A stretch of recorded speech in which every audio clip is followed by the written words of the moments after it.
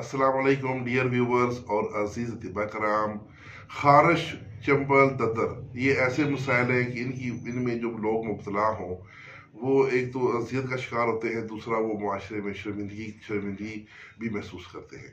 اور عموماً یہ بیماریاں جو ہیں جب یہ لگ جائیں تو بندے کی جان نہیں چھوڑتی. کئی سال تک لوگ اس بات میں مبتلا رہتے ہیں. تو آج میں آپ کو خارش اور دھدر کے لیے ایک نسخہ پیش کر رہا ہوں. برگ مہندی 100 گرام، میٹھاسوڈا 100 گرام اور کافور 15 گرام. ان تینوں چیزوں کو مثل غبار کر لیں اور مذکورہ سفوف میں سے 1 چمچ سفوف لے کر سرسوں کا تیل تقریباً آدھا پاؤ لے لیں اور اس میں یہ 1 چمچ اس سفوف کی شامل کر لیں اور اس کو مکس کریں. یہ لیکوڈ نما مرہم سی بن جائے گی. تو خارش والی جگہ پر یہ مرہم لگائیں. اس کا ریزلٹ 100% تک ہے. 1 ہفتہ تک روزانہ یہ استعمال کریں.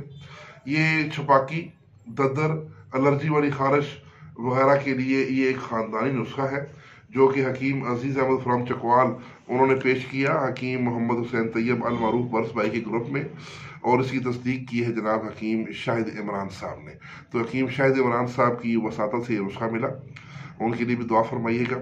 اس کے ساتھ اجازت، والسلام.